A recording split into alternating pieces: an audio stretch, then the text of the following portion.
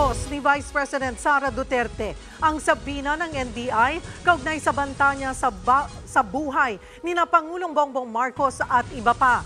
Sa isang press conference, muling itinanggi ng Vice Presidente na pinagbantaan niya ang buhay ng Pangulo.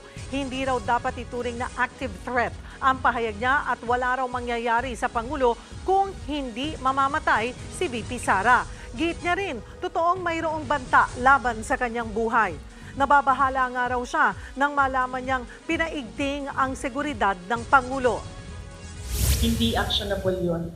Walang active threat kung hindi ako mamatay. Walang mali doon. Walang illegal doon. Napaisip ako, nilalakasan niyo yung security niya?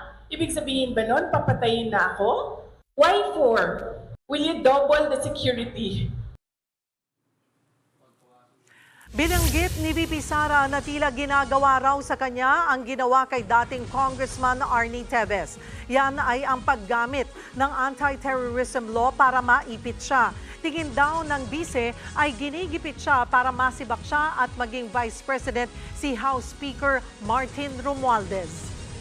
They have a playbook on what you do to a person na kakasuhan mo ng anti-terrorism law. Gusto nila mag-cancel ng passport.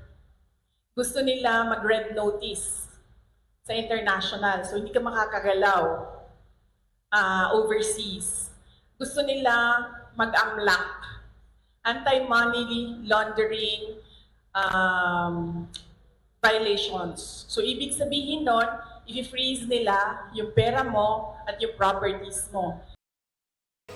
Mga kapatid, Cheryl Cosim po, huwag maging huli at maging una sa lahat sa balitaan. Para sa tuloy-tuloy na talakayan sa Frontline, mag-follow at mag-subscribe sa social media pages ng News 5.